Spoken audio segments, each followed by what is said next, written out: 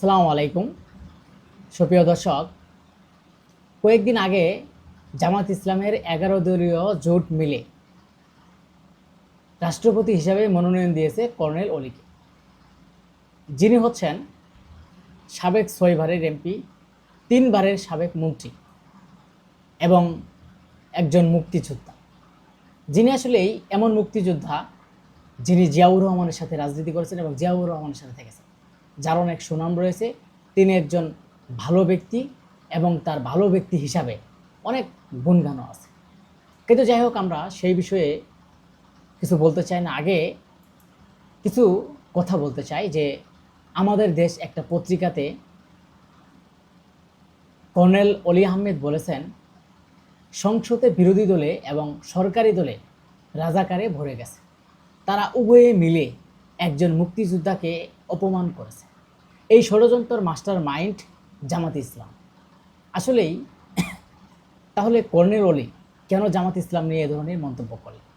যে জামাত ইসলামের সাথে প্রায় দীর্ঘ 1 বছর হয়ে যাচ্ছে তাদের সাথে চলাচল, মানে তাদের সাথে নির্বাচন করলো, 11 দলীয় জোট মিলে নির্বাচন করলো। সেই নির্বাচনে কর্নেল অলি আহমেদ ভোট না পেয়ে সেখানে কিন্তু এমপি হিসাবে ফেল করেছেন। সেখানেও তিনি একটা ফেল করেছেন এবং তার সম্মানহানি হয়েছে। এখন জামাত ইসলাম জানে যে বর্তমানে যে সংবিধান, সেই সংবিধান হিসাবে রাষ্ট্রপতি হিসাবে যে নির্বাচন, সেই নির্বাচনে তারা কর্নেল অলি আহমেদকে মনোনয়ন দিয়েছে 11 দলীয় জোট মিলে। তারা সবাই মিলে করছে যে কর্নেল অলি আহমেদকে আমরা নির্বাচন করব এবং কর্নেল অলি আহমেদকে আমরা রাষ্ট্রপতি হিসাবে দেখতে চাই, তাদের পক্ষ থেকে এটা জানানো হয়েছে। কিন্তু কর্নেল অলি আহমেদ যে বলল যে এই ষড়যন্ত্রের মূল মাস্টার মাইন্ড হচ্ছে জামাত ইসলাম, কেন বলছে?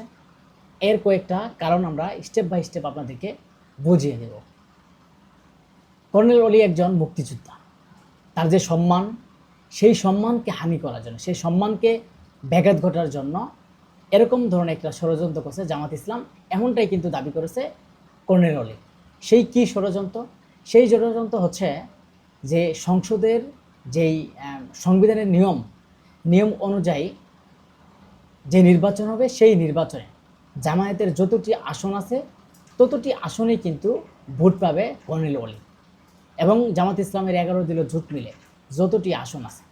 কিন্তু বিএনপি যে আসন বেশি, বিএনপির যে আসনগুলো আছে, এবং তারা কিন্তু সেই বিএনপি থেকে যে পদপ্রার্থী, তিনি কিন্তু সেই ভোটটি পাবেন।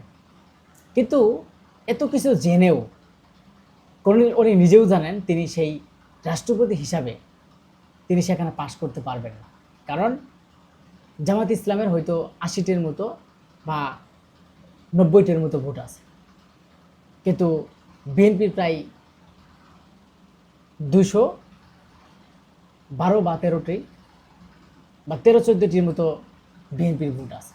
এবং বিএনপি থেকে যারা স্পিকার হয়েছেন, বিভিন্ন কিছু আরও যারা দায়িত্ব আছেন, তারা কিন্তু সেই ভোটার। কিন্তু জানার পরেও কর্নেল অলি প্রার্থী হয়েছেন, আর এই প্রার্থী করেছে জামাত ইসলাম। কারণ জামাত ইসলাম জানে যে কর্নেল অলি নিশ্চিত ফেল, আর এই ফেল করার কারণে কর্নেল অলিকেই কিন্তু প্রার্থী হিসেবে তারা দিয়েছে। তারা জানে যে মির্জা ফখরুল ইসলাম আলমগীর রাষ্ট্রপতি থেকে তিনি বিপুল ভোটে বিজয়ী হবেন, কারণ বিএনপির সেখানে সংখ্যাগরিষ্ঠতা বেশি, বিএনপির এমপি বেশি, যেই কারণে বিএনপি সেখানে ভোটও বেশি। আর দলের বাইরে কেউ ভোট দিতে পারবে না, ভোট দিলেও এমপির তো বাতিল হয়ে যাবে। সেটা হচ্ছে বিএনপির একজন চিফ হুইপ, তিনি এই কথাটা বলেছিলেন। কিন্তু তারপরেও গণতন্ত্র অনুযায়ী নির্বাচনে অংশগ্রহণ করতে হবে।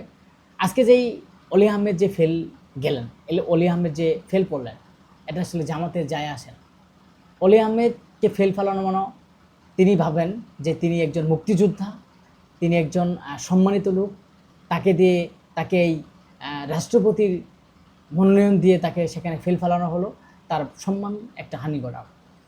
যেই জামাত ইসলাম প্রায় 90টির মতো মনে হয় আসন, 88 বা 90জন আসন তাদের আছে। সেই জামাত ইসলামও 11 দলীয় জোটে 90টির মতো ভোট, সেখানে অলি আহমেদকে দিচ্ছে 80টা ভোট, সেখানেও 10টা ভোট নেই। তাহলে এই 10টা ভোট কিন্তু মির্জা ফখরুল ইসলাম আলমগীরের দিকে গেছে। দেখেন আজকে কর্নেল অলিকে দিয়ে একটা নাটকীয় মঞ্চ তৈরি করে জামাত ইসলাম কর্নেল অলিকে যে অপমান করলো, সেটা কিন্তু কর্নেল অলি একদম হারে হারে বোঝা গেছে। আসলে আমরা বলি যে জামাত ইসলাম তাদের বিরুদ্ধে আমি কিছু বলতে চাই না। জামাত ইসলামে আমির সাহেব তিনি একজন সম্মানিত লোক, তাকে আমি অনেক সম্মান করি, শ্রদ্ধা করি, অনেক ভালোবাসি জামাত ইসলামকেও। কিন্তু এইভাবে একজন কর্নেল অলিকে অসম্মান করা, একজন তাকে ফেল ফালানো রাষ্ট্রপতি হিসাবে, এটা আসলেই মানে একটা জাতির জন্য লজ্জাজনক। কারণ কর্নেল অলি তিনি কিন্তু বুঝে গেছেন যে আমি জানি এই জায়গায় আমি পাশ করতে পারবো না, এবং জামাত ইসলাম 11 দলীয় জোটও জানে যে তিনি এই জায়গায় পাশ করতে পারবেন না। এর জন্য যে কর্নেল অলিকে ফেল ফালায় যাতে জামাত ইসলামের মধ্যে কোনো লোক না থাকে।